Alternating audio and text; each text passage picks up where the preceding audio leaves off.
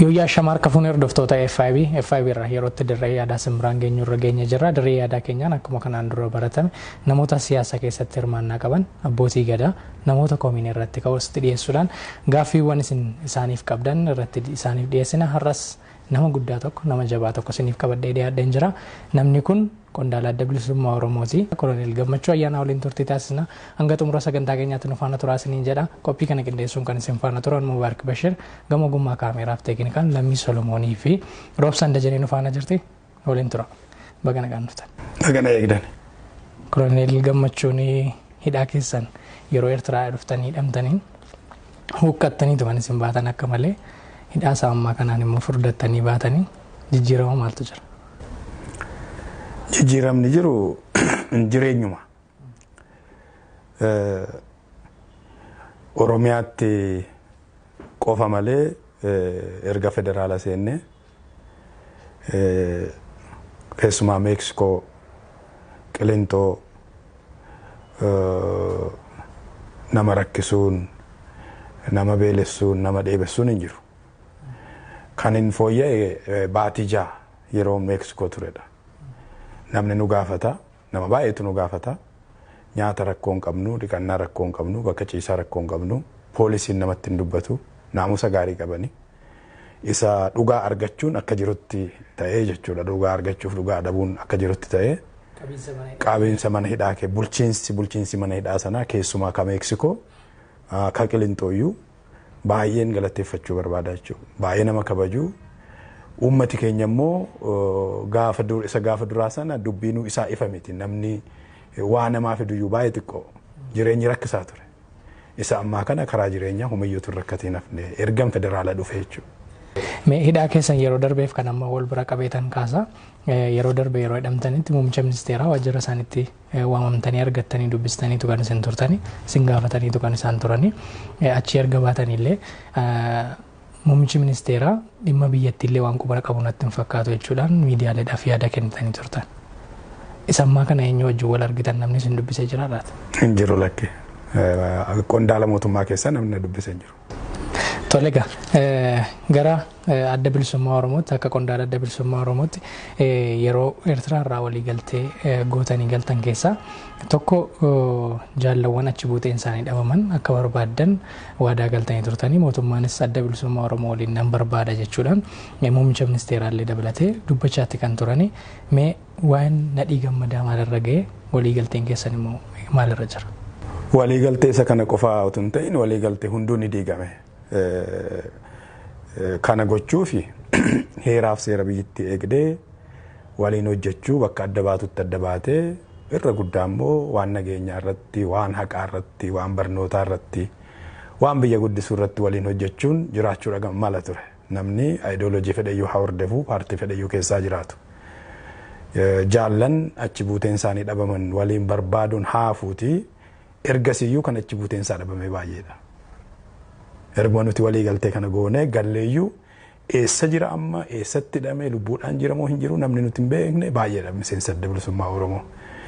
Isa duraa waliin barbaaduun haafuuti jechuudha gabaabaatti akkasumatti sitti. Tole asirratti walii galtee masina Eertiraatti taasistanii wal qabate xiinxaltoonni siyaasaa hedduun isaanii adda bilisummaa Oromoo walii galteen sun ta'eef itoo hin taane muummichi ministeeraa yookaan immoo Itiyoophiyaan Eertiraa waliin walii galtee waan taasisaatti jirtuuf bakka dhaabbatee lolu yookaan immoo bakka teessoo godhatu dhabeetu muummicha ministeeraa waliin osoo hin jaallatin walii galee jedhu.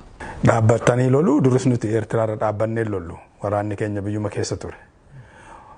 Waajirri hayyuu duree Asmaraa haa ta'u malee hooggantoonni keenya qondaalonni adda bilisummaa Oromoo miseensonni gubii sabaa miseensi shanee gumii hedduun biyya ambaa biyya adda addaa keessa Keeniyaa, Ogaandaa biyya fagoos jiraachaa turanii biyya keessas turani. Fakkeenyaaf kora isa gara dhumaa 2017 Eertiraatti taasifne irratti miseensi gumii sabaa 15 biyya keessaatti filatame. Ka biyya keessa jirudha jechuudha. Ka ifaan beekamu kan hin beekamne icciitiidhaan ka hojjetu. Kanaaf nuti biyyi sun sana booda otu feeneyyuu akka nuun taane inni beekna. Garuu callumannee miti ka dhufne. Assees gooneeti. Uummati akka gallu barbaade. Uummati guddaan akka gallu barbaade jijjiirama kana qeerroo dargaggeessa Oromootu fide jijjiirama kana firii akka tolfatu ABO'n uummata isaa faana jiraachuun barbaachisaadha jennee amanne jechuudha. Uummata faana itti dhiyaatee jiraachuun barbaachisaadha jennee amanne akka amma ta'e kana ta'a jennee si yaadne dhugaa dubbachuuf yoo ta'e. Rakkinni jiraachuu mala haasofne irraa hidhamuun iraarfamuun waan tokko tokko qabsoo karaa nagaa keessa jiraachuu mala garuu haga ammaa kana deema jennee hin yaadne waliigalteedhaan dhufne mari'atamee murteedhaan. Of course ani murtee sana keessatti hirmaadhu kan kana murteessu warra Shanee Gumii fi warra Gumii Sabaati. Garuu immoo akkasitti murteessu sadarkaadhaan nuu ibsanii nullee irratti mari'anne miseensi barbaachisummaa isaa irratti mari'anne gaafa waliigaltee sana ammoo anu technical advisor ta'ee irran ture gaafa lammaanfaa warqineenfaa dhufanii galuun barbaachisaadhuma jennee mari'anne jechuudha. Mee akka xiinxaltoonni kaasan akka Wansila jedhee dhiibbaan mootummaan Itoophiyaa fi Eertiraa walii galanii yookaan immoo walitti dhufeenyi isaan yeroo sanatti taasisan adda bilisummaa Oromoo irratti dhiibbaa uumeera laata dhugumaan? Haganni quba qabutti nuufi mootummaa Eertiraa gidduu namni jiru konoleela tokko jira. Fasiliteetar ta'ee mootummaa nama Eertiraa jechuudha. Baay'ee walitti dhiyaanna. Warri siyaasaas jiru. Warri siyaasaa Eertiraa, warri mootummaa jiru, paartii jechuukooti. Warri kuni mari'achuu akka qabnu, walitti dhiyaachuu akka qabnu, gidduu keenya immoo akka nu gargaaran kana qofaa nu haasofsiisaa turan. Hamma ani quba qabutti. Yeroo hayyuu duree bira dhaqanis quban qabaa. Ana waliinis guddaa walitti dhiyaanna. Amma haalli jijjiiramaa waan jiruuf carraa kanatti fayyadamtanii qabsoo karaa nagaatiin uummata keessan ijaaruu, uummata keessan gara barbaadanitti adeemsisuun carraa gaariitu argame jedhanii kana haasa'uu isaaniin beeka. Dhiibbaa biraa quban qabu. Addi bilisummaa Oromoo erga biyyatti galeellee rakkoowwan hedduun isa mudateera. Keessaa tokko immoo waajjiraaleen isaa cufamu, qondaaltonni isaa hidhamuun warreen adda durummaadhaan kaafaman keessaati. Mee sanaan alatti addi bilisummaa Oromoo erga simmaneedhaa seentanii jechuudha. Bakka lamatti cabeera jechuun hawaasa keessatti dubbatamaa tureera. Sanaan wal qabatee gareen tokko adda hin cabne tokkummaa majjira wal dhabdee yaadaate kan jedhan jiru. Gareen dubbachuu irraaf qusates ni jira. Mee Koloneel Gammachuun maal quba qabdu adda bilisummaa Oromoo adda cabuu isaatiif yoo adda cabeera ta'e Koloneel Gammachuun eessatti caban? Dura adda bilisummaa Oromoo adda hin cabne. Hooggantoota keessaa namoonni murtaa'anii mootummaatti galani. Kun immoo mirga isaaniiti. ABO'n naga'ee jedhanii keessaa bahanii mootummaa waliin hojjechuun jireenya isaanii ooffachuun mirga isaaniiti. Adda cabe ka jedhamu caasaa olii qabee haga gadiitti yoo lamatti qoodamedha. Hooggantoota kanaan ala miseensa tokkollee fudhatanii ba'anii qaban. Qondaalota muraasaa fi hooggantootatu ba'e. Inni kun ABO keessatti yeroo duraaf ka ta'e miti. Yeroo dheeraa taa'eera. Namni kana dhiibu ni jira. Wareegama qabsoon karaa nagaa gaafatu sodaachuun jira. Ifachuun jira. Dantaa adda addaatiinis ni bitama ilmi namaa. Anuu fi koboor maal akka hin ta'u hin beeku. Har'an si faana jira. Kanaafi ani miseensa adda bilisummaa Oromooti. Warri adda bilisummaa Oromoo keessaa bahan immoo jira. Kana gabaabaa kan mansitte. Mee hayyuu dureen adda bilisummaa Oromoo eenyudha? Daawud Ibsaati. Gareen nama biraa maqaatti dha'an jiru. Keessattiyyuu yeroo simmaneedhaa hirtanii dhagaa tarii quba qabdu hidheetumaan kan inni isinii kaasaatti jiru. Hayyuu dureen haaraan filameera jechuudhaan waajjirri adda bilisummaa Oromoo keessatti korri geggeeffameera yaada jedhu ka'aa ture. Miidiyaalee irras deemaatti kan ture. Sana isin akkamittiin quban qabdanii laata? Erga duras wanti xiqqaanumaan dhagaa erga baheen akka dhagayetti kora sana boordiin filannoo biyya kanaa accepting goon hin fudhanne kuffiseera. Kora adda bilisummaa Oromoo miti jedheera. Mana murtiillee dhaqanii nuufaana miti kan wal falmanii boordii filannoo waliin adda bilisummaa Oromoo isuma duraa beeknaa. Hayyuu duree adda bilisummaa Oromoo Daawuduma Ibsaa beeknaa jedhaniiru sakaraa seeraa ta'e. Sakaraa seeraa ta'e. Akkasittidha jira amma. Tolemee asirratti keessattiyyuu Oromiyaa keessatti deeggartoota bal'aa qabaachuudhaan sanaan alatti immoo maqaa adda bilisummaa Oromootiin hawaasni bal'aan hidhamaa itti rarfamaa tureera. Dhiibbaan qabu laata? Yaadonni akkasii yeroo kaan adda cabaniiru jedhamee hawaasa keessatti yeroo odeeffamuu fi hawaasni yeroo ittiin burjaajeffamu dhiibbaa deeggartoota keenya irratti hin qabu jettanii yaaddu? Dhiibbaa ni qaba namni tokkoyyuu yoo ba'e. Namni tokkoyyuu. Maaliifi haga danda'ametti firuma dhabaa ifachuu qabda. Ufitti dabaluu qabda of keessaa baasuu miti. Immoo yeroo tokko tokko faayidaas qaba. Namni ati akka goote ofirraa gaggeessitu dhabde ofiisaa hosi keessaa ba'e immoo injifannoodha. Namni public figure ta'e ABO keessatti uummati beeku asii si rakkisaa akkatti uummatatti himtu rakkattaa inni immoo hosi keessaa ba'e injifannoodha. Inni obbaafatta jechuudha. Si galee garuu akka pirinsipilitti nama of keessaa harcaasuutu hin ta'in isa dadhabes isa laafes jabeeffatanii gorfatanii waliin itti fufuutu qabsoofis uummataafis barbaachisaadha. Yoo hammaate garuu waan inni godhamu hin jiru jechuudha. Yoo hammaate dhumarra ga'e waan adda ba'uudha waan inni godhamu hin jiru jechuudha. Toleme egaa isinis quba qabdu keessatti yeroo Eertiraa turtan keessa maqaa adda bilisummaa Oromootiin namoonni hedduun yoo Oromoof dubbatan jechuudha. Adda bilisummaa Oromoo waliin yoo quba waliin qabaanne illee maqaa adda bilisummaa Oromootitti hidhameetu kan hidhamaa turanii, kan ajjeefamaa turan, kan hiraarfamaa turan. Mee yaadonni akkasii maalirraa maddottanii yaaddu? Namni Oromoof dubbate adda bilisummaadha gaafa jedhamu yeroo hedduu dhageenya waan ta'eef. Kana egaa galata isaanii haa ta'u guddaan isaanii lubbuudhaan hin jiranii warri koozii kana ol fannise Oromoon akka kana dhiisne godhanii fannisanii. Kana jechuun kaayyoo adda bilisummaa Oromoo. Garuu Oromoon Oromoo jennee waamnu nuti kaayyoo adda bilisummaa Oromoo irra jechuu hin danda'u. Falmachuu dhiisuu hin danda'u. Waan dhugaa isaati, waan biyya isaati, waan egeree ilmaan isaati. Kanaaf kana falmachuuf miseensa adda bilisummaa Oromoo ta'uun dirqama miti. Akkuma atuu jette kan hin ani beeku Oromoo ashabbaarii jedhamee bara wayyaanee hidhame keessaa Piroofeesar Mararaa qofa natti fakkaata. Kan ABO'n jedhame. Baqqalaa Garbaafaas KFO'dhuma ta'anii ABO jedhamanii itti hidhaman. Olbaanaa Leellisaa fa'aa, Gurmeessaan fa'aa, miseensonni KFO irra guddaan ABO'dhuma jedhamanii himatan. Dhugaa waan ta'eef dhugaa Oromoo arguun fidaniiti ABO'tti hidhani. ABO'tu dhugaa Oromoo gaafate. Sababa biraa homaatu hin qabu. Mee yeroo dhiyooyyuu haa furannuuti qaamolee mootummaa keessaallee namoonni dhimma Oromoo irratti yeroo dubbatan oneg noossu yeroo jedhan sababa biraarraa ni dhageenya. Yookaan immoo yoo nag daggaafii na'u afaan isaaniitiin yeroo isaan jedhan ni dhageenya.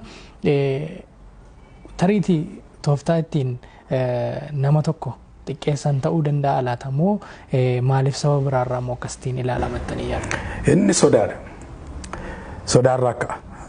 Naashinaalizimii Oromoo ka guddise kaas keessise qooda adda bilisummaa Oromoo qabu ka qabu tokkoyyuu hin jiru. Qaamni kamuu afoo shaanuu qooda qaba ganda keessatti manni barnootaa barsiisonni qooda qabu jaarmiyaaleen Oromoo KFO'n fa'aa qooda qabu haga adda bilisummaa Oromoo qooda ka qabu hin jiru. Kuni beekamaadha. Warri Malcaaftuu lamaa qooda guddaa qabu. ABO'n achi ba'ee irra guddaa achi keessaa dhufe. Naashinaalizimiin gaafa guddatu iji namaa gaafa banamu dhugaa keeti falmatta. Egeree ilmaan keeti egeree qe'ee keeti yaadda. Argitee gaafa iji si banamu haga fedhe beellee hammaatu. Haga fedhe dheebuun hammaatu. Ani ati ilma kiyyaa miti amma biddeena kee booruu liqeeffadhee nyaadhu. Qe'ee boruu dhibbisee irra siree bal'aarra hin ciisu waan maafeetu hafa malee. Kun immoo biyya guddisa. Ilmaan guddisa ilmaantu abdii horata. Ilmaan keenya gaafa abdii godhatanii ilmaan keenya gaafa qe'ee godhatanii warri akka ameessaatti Oromiyaa ilmatanii sodaa keessa seenu. Kanaaf nama waan dhugaa Oromoo arguuf yaaluuf arge ABO'dha jechuun isaaniif dhugumadha. Sodaarraa madda ka halagaa jechuukooti. Inni ka halagaa sodaarraa madda. Tolega waan hedduu kaasuu dandeenya adda bilisummaa Oromootiif wal qabsiisne hojiin hin hojjetes barri hundeeffama taasisaatis hedduu dheeraa waan ta'eef waan hedduu kaasuu ni dandeenya. Mee yeroo baay'ee isin ABO'f Oromoon firan qabu jettaniitu dubbattu. Maalirraa jettan? Itoophiyaaf Oromiyaa Itoophiyaan Oromiyaa fi saama seenadha. Oromiyaan garuu Itoophiyaaf sa'a taadhiidha. Taadhii jechuun kan amma walirratti dhaltu. Otuma isa kana ilmattuuti ammallee dhalti. Sigalee warri biyya keenyaa warri ollaa keenyaa immoo imperaalistoota. Uummatoota kibbaa akkuma Oromoo hireensaa Oromoo fakkaatu irraa kaafe Somaalee Affaar warra kana irraa kaafe Absiiniyaan imperaalistiidha. Biyya humnaan cabsitee qabatte kanaaf fira taatee bilisoomsiti jedhameen eegamu. Bilisummaa ishee deeggarti jedhameen eegamu.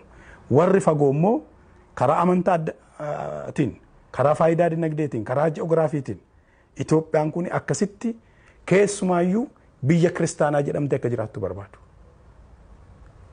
Itoophiyaan biyya kiristaanaa yoo ta'u baate maal ta'a beektaa? Karaa bahaa Somaaleetu jira Musliima. Karaa dhiyaa Sudaantu jira Musliima.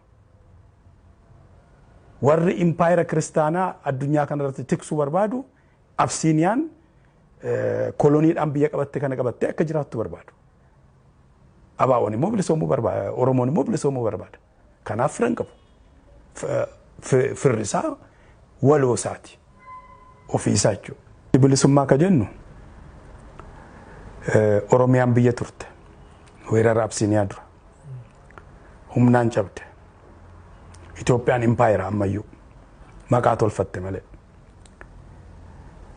Inni kuni hiree murteeffannaatiin, hiree murteeffannaa uummataatiin lafti Oromiyaan weerara Minilikeen dura Oromoon irra jiraachaa ture harka Oromoo seenee Oromoon biyya yoo ta'edha. Biyya. Oromiyaan nuti bilisoomne ka jennu Oromiyaan biyya mataa ishee dandeessetti yoo deebitedha. Humnaan cabde, humnaan garboomfamte inni kuni karaa nagaas haa ta'u karaa humnaa. Akka haalli dirqisiisetti lafti Oromoon weerara Absiiniyaa dura irra jiraachaa ture. Biyyi isaa, sirni siyaasaa isaa, sirni bulchiinsa isaa, daangaan isaa kabajamee kan Oromoo ta'e Oromoon mootummaa dhaabbatedha. Waraanni Ingilizii baay'een isaa nama Hindiiti jeneraalonni isaanii. Gaafa isheen Hindiin koloneeffatte, gaafa isheen addunyaa koloneeffattee jirtu. Sigalee Hindi ka Ingilizii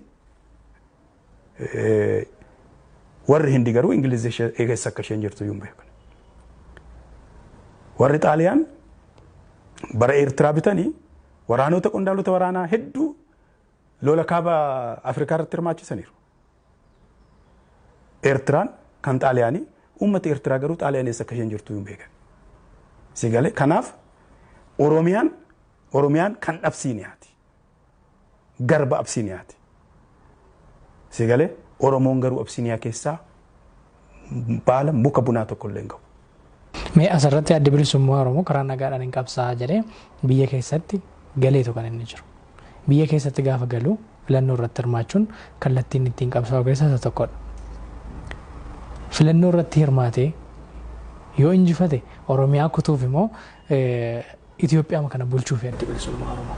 Oromiyaa gara bilisummaatti geessuuf hiree murteeffannaadhaan karaa nagaa. Sila sitti meera. Karaa nagaa yoo ta'e hiree murteeffannaa uummataa riferendamiitu gaggeeffama.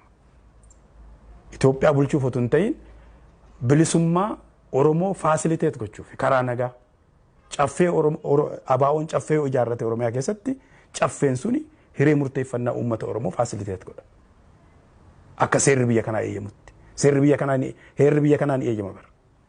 Biyyi kun hanga bilisummaatti uummati tokko hanga bilisummaatti mirga qabaa hidheetee eeyyama. Akka sanatti faasiliteet gochuuf malee mootummaa Itoophiyaa ta'uuf miti. Tolemee haasaawwan keessan keessaa yeroo hedduudhaan kan hin dhaga'u yeroo isin haasaa taasistanii dhimma tuulamaa lafa isin ittiin dubbanne hin jiru. Keessattuu erga biyyatti galtanii buqqeensa tuulamaatii fi waa'ee kamiseellee ni dubbattu. Mee maaliif ijoo dubbii keessanii godhattu yeroo hedduu dhimma tuulamaaf dhimma kamisee? Sababa lamadha. Tokko an akka uummata tuulamaa irratti lafa isaarraa buqqa'ee hin jiru. Akka uummata tuulamaatti ka buqqa'ee hin jiru.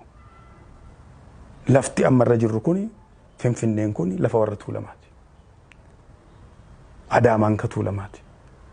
naannoo Finfinnee kana warri jiran amma babal'achaa jiranii Oromiyaa magaala Oromiyaa adda jedhamanii jiran kuni lafa tuulamaati Oromootu irraa buqqa'e. Namni achii buqqa'e sun eessa jira? Nyaatee haa buluu, dhugee haa buluu, haa baratu, hin baratiin hafee lubbuudhaanuu jira eenyu beeka? Eessa jira namni kun? Kuni waggaa 100 walitti aansee deeme jechuudha.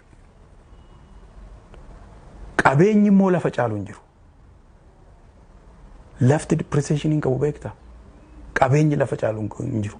Abbaan qabeenya guddaa hiyyoomeeti. Abbaan qabeenya guddaa hiyyoomeeti. Inni fagoodhaa dhufe irratti sooromee abbaan lafa sanaa bakka inni ga'e iyyuu hin beekamu. Kanaaf Oromoon inni kaan hin miidhamne jechuu kootu hin ta'in tuulamni akka malee miidhame. Akka malee miidhame. Tuulamni lafa isaatti deebi'uu qaba. Qe'ee isaatti deebi'uu qaba. Lafti sharaateen irra jiru kuni ka eenyu akka ta'e warri tuulamaa beeku. Lafti giyoon irra jiru kun lafa eenyu akka ta'e warri tuulamaa beeku. Yoo namichi gaafa si akaakayyuun hin jiru ta'e dhalli dhalaa jira. Lafa dhalumatu dhaala. Nagaa biyya kanaafis murteessaadha. Yoon dhugaan kun hin deebi'in nagaan biyya kana jiraachuu hin danda'u. Guddinni illee jiraachuu hin danda'u. Waan waggaa 3-4 dura dargaggeessi biyya kana gochaa ture argite miti. Waan dhugaa dhabeef. Dhugaa dhabee mi'uufate. Kanaaf inni kaan hin miidhamne jechuutu hin ta'in tuulamni akka malee lafa isaarraa dhiibamee akka malee faca'e. Caffeen tuulamaa lafuma caffeen tuulamni tumetti deebi'a. Bakki amma irratti irreeffannaa jirru kuni of course wanni irraa fagoo miti maali giyoon irraa fagoo miti. Garuu namatu nuu murteesse ka dhimmisaa san ilaallatu kennaa nuu kenne. Caffeen tuulamaa bakka inni murteesse jira. Isatti immoo ni deebina. Wareegama fedhe gaafata, bara fedhe gaafata. Caffeen Oromoo waliigalaa ka murteesses, caffeen gosa addaa ka murteesses, hani horroo bulluqitu jira, odaa bisiltu jira, inni warri kaanis jiru miti, bakki irreeffannaas jiru. Warri caffee murteesse bilisummaa jechuun warra kana waliin. Tolega kan Wallootti haada barruuti. Mee ijoo dubbii kan isin godhattaniif Walloo akkuma sila isin gaafadhe maalirraa ka'eetu hawaasni kun immoo amma maalirra jiraatanii quba qabdu? Walloo waggaa 700-800 ol Absiiniyaa wajjii Walloole. Qofaasaa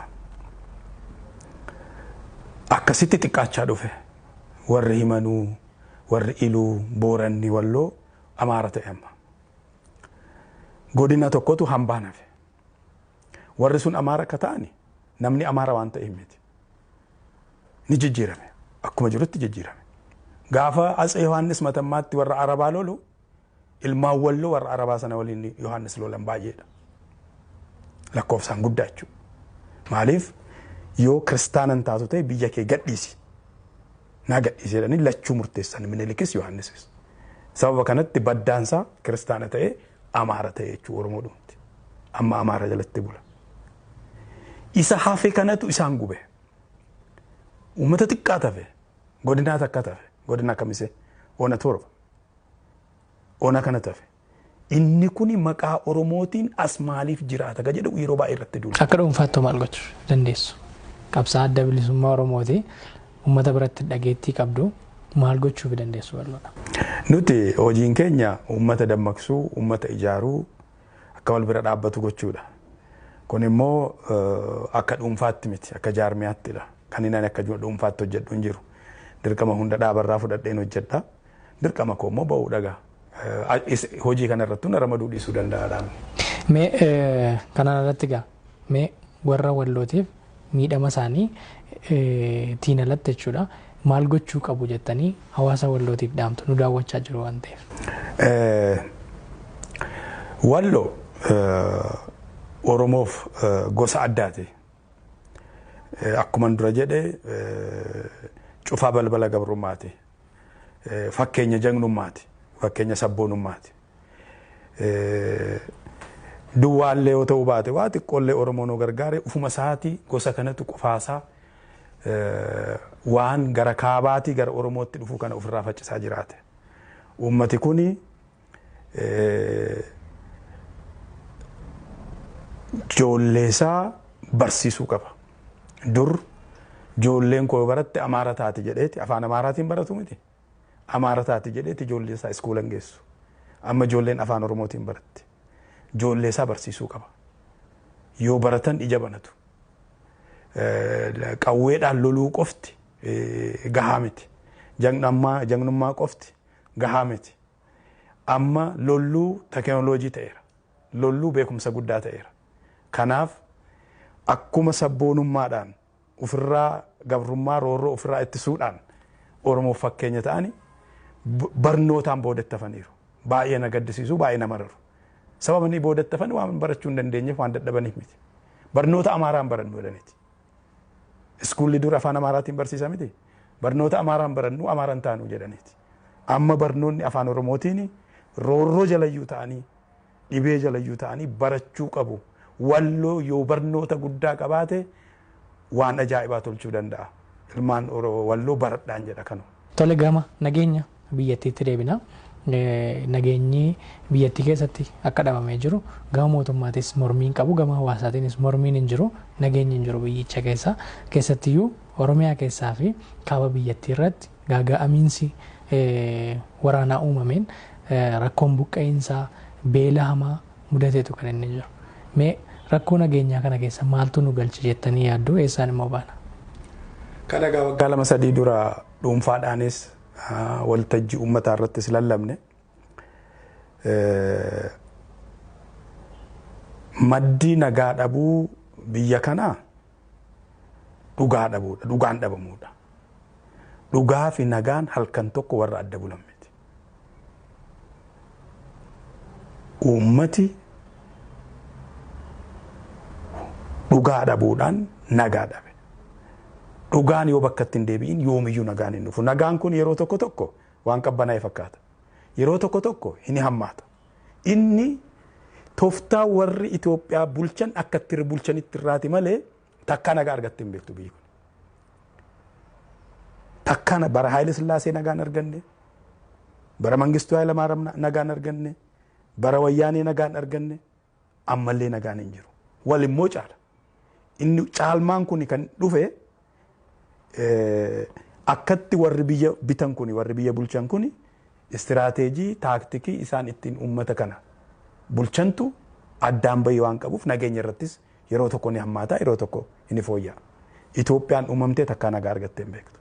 Amma akka malee hammaateera. Akka malee hammaatee Itoophiyaan itti fufti moo itti iyyuu hin fuftu akkama jirtu kanatti jedhee hundi keenya iyyuu akka gaafan nu taasiseera. Waggaa 3-4 dura walgahii uummataa irratti lolli dura Oromiyaa irratti labsame. Oromiyaa irraa iyyuu bakka murtaa'e. Gujii fi dhiyaa Oromiyaa irratti. Amalli lola kanaa Oromiyaa qofa irratti hin dhaabbatu gaanfa Afrikaa gubaa. Lolli kuni gaanfa Afrikaa gubuuf deema dhaabaa. Humna qabduu jennee kadhanne mootummaa. Akka amma argaa jirru kana ta'e jechuudha. Maddi nagaa dhabuu dhugaa dhabuu biyyattii irraati maddaa. Dhugaa fi nagaatu adda adda jiraachuu hin danda'u jedheen sii deebisa. Tole waraanni kun egaa akkasin kaastanii iddoo hedduudha kan inni jiru. Kan Oromiyaa irraa akkuma gaaffitti isinii kaasuuf humni hidhatee jiru jira. Amaara irraa hidhatee hawaasa kan buqqisaa jiru faannoo jedhamuun kan waamamu ni jira. Yeroo garagaraatti gareen kun al tokko tokko bulchiinsa mootummaa naannoo Amaaraatti yeroo inni hidhatee dubbata ni argina. Yeroo tokko tokko immoo qaama nageenya Amaaraa qofaaf falmu yeroo inni ta'e mul'atus ni argama. Garuu ejjennoo jabaan gama mootummaa naannoo Oromiyaatiin hin jiru tarkaanfiin irratti fudhatamaa hin jiru jechuudhaan immoo hawaasni yeroo komatu ni argina. Sanas ta'u kana uummanni lubbuu isaa dhabaatti kan inni jiru keessatti gara lixa Oromiyaa kanarra. Mee rakkoon kun akkamittiin furmaata argachuu danda'a? Hawaasni nagaadhaan faannoo irraa akkamitti buluu danda'a jettanii yaaddu? Jalqabuma maddi rakkina kanaa biyyi kun heera irratti waraana tokko qaba. Naannoleen immoo poolisii fi milishaa qabu. Kanaan ala humna waraanaa qaamni qabu hin jiru. Amma biyya kana Oromiyaanis, Amaarris, Sumaaleenis hanguma waraana federaala ka ga'u qabu. Meeshaa guguddaas qabu. Kun heera irratti illee dhorkaadha. Inni kuni naannoleen akka wal gaareeffatan akka wal eegan godhe. Amaarri faannoo jaarrate Oromiyaanis humna addaa mataasaa qaba. Inni an Amaaraaf nan falma jedha. Kan Oromiyaa garuu dheengadda horrotti ka ta'e argiteetta. Ona 3-4 amma faannootu qabatee jira. Liyyuu Haayiliin Oromiyaa achuma jira. Gaafa namni dhumuu sana ilmaan eessuman koo torba ajjeesan mana tokkotti. Ka ajjeese faannoodha. Maatii keenya keessaa. Akka addaatti himuuf miti. Mirkaneeffachuudhumaaf an siin jedhe kan namni argee maatiin nutti mesichee malee akkuma namni dhume dhume. Kanaaf gaaffiin baha Wallaggaa Amaara jala galchuu bara Addisuu Laggasee fa'aa eegalan. Uummati guddaan dhuguma achi jiraata, hin qotata, ollaadhas Gojjam waliin. Gaaffiin suni hangar guutee kiiramuu amuruu Amaara jala buluu qabuu jedhamee ka jalqabame ka ture. Irrattis ijaaramaa ture. Amma immoo gara lollaatti seenamee uummati dhumaa jiraachuu. Rakkoo kana eenyutu furuu danda'a ammatti? Uummanni furmaata waarawaa barbaada. Mootummaa irraas haa ta'u qaama kamirraayyuu furmaatni waaraan maalodha? Amma inni godhumoon godhanii mootummaan naannoo Oromiyaa furuu danda'a. Uummati nagaa barbaada, qeessaa barbaada. Humna hidhatee qaba mootummaan naannoo Oromiyaa. Bakka amma dhumaatiin jiru kana waraanni Oromiyaa jira, Liyyuu Haayiliin Oromiyaa. Furmaata fiduu danda'u. Maaliif akka furmaata hin finne otuun sitti hime baay'ee nama kofalchiisa. Bakka gaafa duraa kiiramuutti hagamsatti lammata immoo boneetti dhumaatiin kun yeroo godhu bakka ittiin dhaladhee guddadhe waan ta'eef nan beekan. Saqalaa magaala onaa waraana guddaatu jira waraanni humni addaa Oromiyaa. Dhukaasiin dhaga'ama. Waraanni yoo fiige hidhannoo guutuutiin daqiiqaa 10 caalaan fiigu. Mootummaan naannoo Oromiyaa kana maaliif akka jallise hin beeku. Qondaalonni warri humna addaa ajajan Oromoodhuma ta'uu isaanii beekna. Wal beekna walakkaa isaanii bara waliin guddan. Maaliif akka jallisan hin beeku. Lafa amma dhumaatiin irratti ta'u kana akka Abashaatti 93 gaallaa gadaa'ii jedhaniiti warra nafxanyoonni hidhataa ijaaranii Gojjamii Amaararraas ce'isanii uummata rukutan. Na yaadadhaa Faxinoo Daraash jedhamti gaafa humna dafee qaqqabaa Oromiyaan kutaa waraanaa tokko qabdi. Ajajoonni isaanii hiriyyaa kooti. Dachaasaa Bitimaa amma komishineriidhaatti fakkaata. Hiriyyaa kooti isatu duule. Waraana qabatee duule. Waraana qabatee duule uummata sana ni baraare jechuudha maatirra. Hidhataan Amaaraa tokkotu nafiin akka achi bahee ce'u godhe. Bara ammaa kanas amma beeku amma erga dhiyootii malee isumatu ajaja humna addaa Oromiyaa kana. Amma erga dhiyoon beeku of course achirraa jijjiiruu danda'u ta'a. Uummati sun baay'ee isa jaallata ture. Kadhatanii hintala durbaa kennanii fi hintala keenya fuutadhanii. Tole yeroon keenyas deemaa jira. Goola buudhumaa fi rakkoo nageenyaa kana akkamittiin furuun danda'ama. Beela Oromiyaa keessa jirus akkamittiin hawaasni walii birmachuu danda'a. Kanumaan xumurra. Egaa rakkoo nageenyaa kana furuu ka danda'u abbaan dhugaatti deebi'uudha. Isatti deebi'uuf immoo taa'anii mari'achuudha. Itoophiyaan amma garamitti akka deemaa jirtu nama yaaddessa. Itoophiyaa qofatu hin ta'in gaafni Afrikaa. Kun immoo mootummaatu humna qaba. Boorotu hin ta'in har'a ta'uu qaba. Inni darbe ga'a. Kun yoo furame beelli ni furama. Beela kana lolatu fide. Walitti bu'insa fide namni hojjetachuu dadhabe. Hamma kuni ta'utti immoo Oromoon amma barri toleeraa sooshaal miidiyaatu jira. Bara baraan walii birmachuu dadhabne jedhee bo'uu hin qabu. Wal gargaaruu danda'a. Beela kana dandamachuu danda'a. Inni qabu jira, inni hin qabne jira. Bakka jirutti eegalameeras natti fakkaata. Warra akka jaarmiyaa tolchanii akkamitti akka gargaarsi uummata keenya bira ga'uu danda'u hoogganuu jalqaban jiru. Isaaniin tumsuudha. Waan haaraa nun barbaachisu. Waanuma kun amma biyya alaarraa Tsaggaayee Araarsaa fa'aa waan gochaa jiran tokkoon argaa jira. Biyya alaarraa gargaarsa warra beelee kanaaf akka dhufu. Warruma jalqabe kana jajjabeessuu isaanuma tumsuudha. uummati keenya wal dhaggeeffachuu qaba. Waanuma hundaayyuu beela qofaa miti. Waan hunda irratti walii birmachuu qaba. Mee nageenya irratti mariitu dhimma kana furuu danda'a jettanii marii biyyaalessaa mootummaan jalqabanii jira. Sana akkamitti ilaaltu sun furuu danda'a laata? Mariin biyyaalessaa kun eegalamuu hin beeku. Namni warri eegaluuf jedhee koomishiniin tokko dhaabbachuu isaa quban qaba. Innis dhugaadhaan dhaabbachuu qaba. Innumtuu dhugaadhaan dhaabbachuu qaba. Warra filanii waliin mari'atan osoo hin ta'in eela namni wal lolle hin araaramu. Na hubatte namni walitti bu'iinsa hin qabne hin araaramu. Walitti bu'iinsi ka jiru mootummaaf TPLF waliin, mootummaaf ABO waliin, mootummaaf KFO waliin. Si galee kan biraas jira. Si galee warra walitti bu'iinsa hin qabne maadha araarsu. ABO mana hidhaatti naqanii Tigraay waliin lolli inni dhumaa seename. Kanaafi furuu ka qabu bar warra wal lolee araarsuu qabaa miti. Kanaaf warra wal lolee dura lola dhaabsisuu qabu. Lolli Oromiyaa irraa dhaabbachuu qaba. Waraana bilisummaa Oromoo waliin lola jira. Tigraay waliin lola jira. Namni hidhaatti guuramaa jira. Kun dhaabbachuu qaba. Dhaabbateeti warri wal lolu kun hunduu gara nagaatti dhufee mariidhaan furamuu ni danda'a fedhiinoo jiraate. Inni kun ka ta'uu danda'u koomishiniin kun yoo aangoo qabaate innummoo dhugaadhaan ijaarame yeroo ta'e. Tola galatooma ulfaadha. Yaada xumuraa qabaattan immoo carraa isiniin kenna. Yaada xumuraa waan natti na gaggaafatte kana waliin deemuu hin beeku. Kan inni Oromoo jedhuun qaba. Oromoon ilmaansaa barsiifachuu qaba. Ofiisaallee barachuu qaba. Barnoonni ija namaati bana.